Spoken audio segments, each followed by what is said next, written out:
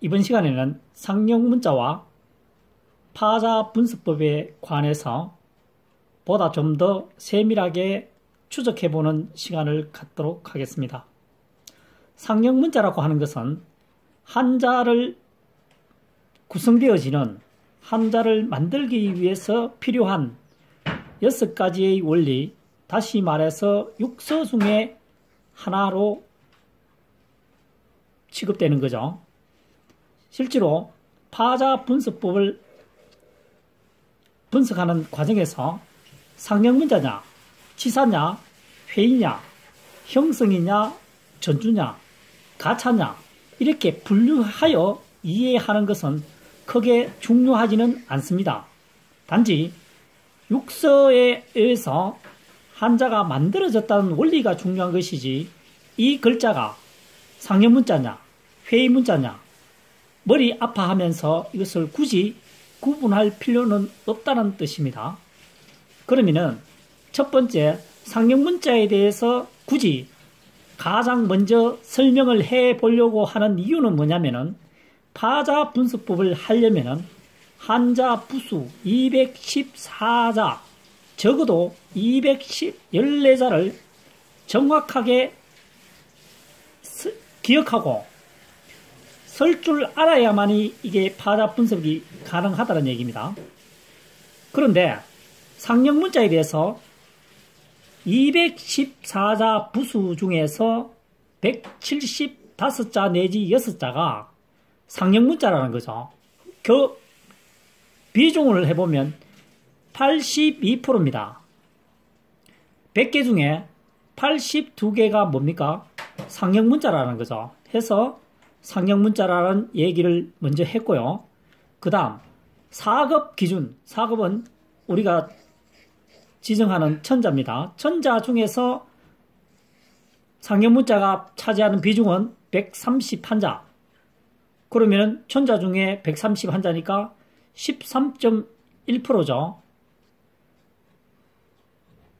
이 같은 천자 중에 13% 차지하지만 만약에 한자가 5만 자가 넘었다 라고 했을 경우에는 상형문자가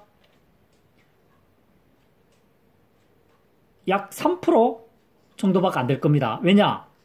보시다시피 6만 자를 기준, 5만 내지 6만 자 정도를 기준으로 했을 때 형성자가 차지하는 비율이 약 90% 이상이 차지한다는 데이터가 나와 있으니까 형성자를 제외한 나머지 육서 중 5가지가 합해봤자 몇 프로입니까? 10%에 불과하다 이런 얘기입니다. 그러니까 죽었다 깨어나도 상형문자가 10% 이상은 절대 못 넘어간다는 이런 얘기죠. 두 번째, 파자 분석법에 대해서 설명해 보도록 하겠습니다. 파자 분석법이라는 것은 음과 훈에 유의하여 이 글자를 분해하고 다시 재결합하여 풀이하면 글자를 장기 기억하고 저장하는데 탁월한 효과가 있다는 말을 우선 하고 싶고요. 두 번째, 파자 분석을 하게 되면 할 때 유의할 사항은 간결하게 설명이 되어야 된다. 그 다음에 쉽게 이해가 되어야 되고 두뇌 속에 기억 저장하는데 유익하여야 합니다. 다시 말해서 파자법 분석을 할 때 최대한 부수를 활용하지 않으면 우선 그 글자를 설명할 수는 있을지 모르지만 시간이 흐른 후에는 기억을 할 수 없다는 단점이 있겠죠. 부수를 활용하지 않고 비슷하게 설명하게 되면 그 설명을 이해하는 것이 아니고 외워야 되기 때문에 외우는 것은 시간이 지나게 되면 눈 녹듯이 녹아버리는 결점을 갖고 있죠. 그 다음 파자 분석법은 연상작용을 통해서 한 장의 그림으로 표현하는 것이 가장 적합하다는 얘기입니다. 복잡하게 설명하게 되면 이것도 마찬가지로 시간이 흐르게 되면은 잊어버린다는 거죠.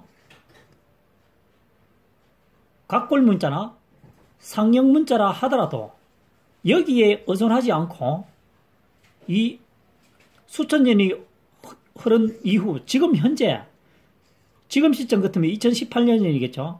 2018년형으로 풀이 해석하는 것이 우리가 가장 이해하기 쉬운 것이지 학자처럼 각골 문자에 의존하여 설명하게 되면 실제 우리가 현재 쓰고 있는 설명하려고 하는 글자를 추상적으로 설명한다는 뜻입니다. 추상적으로 설명하게 되면 그 글자가 만들어진 이유는 이해할지 모르지만 지금 우리가 이 글자를 배우려고 또는 학습하려고 하는 글자에 대해서는 이해가 와 닿지 않는다 이런 뜻입니다. 그러면 다시 한 번 더 얘기해보면 파자 분수법에 대해서는 무조건 암기하는 것을 배제하고 눈으로 한번 보고 저장, 입력하는 것이 핵심 포인트다 이겁니다. 파자 분수법은 여러 번 쓰는 것이 아니라 눈으로 보고 이해하여 두뇌 속에 장기 기억하려고 하는 것이 주 핵심 포인트다 이런 얘기입니다. 형성자라고 한 것은 조금 전에 말씀드렸다시피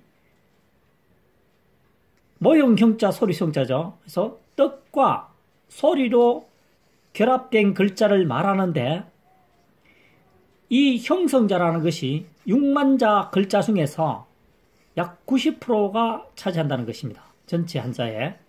그러니까 대부분 한자는 형성자로 형성 문자로 구성되어 있다라고 생각하시면 맞지 않나 이렇게 생각됩니다.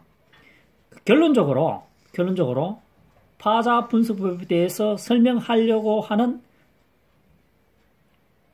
대해서 관하여 결론을 내리면 가장 쉽게 가장 빨리 그리고 우리 두뇌 속에 장기 기억하는 것이 파자 분수법을 통해서 학습하는 것이 가장 효율적이라는 결론을 내리게 되었습니다.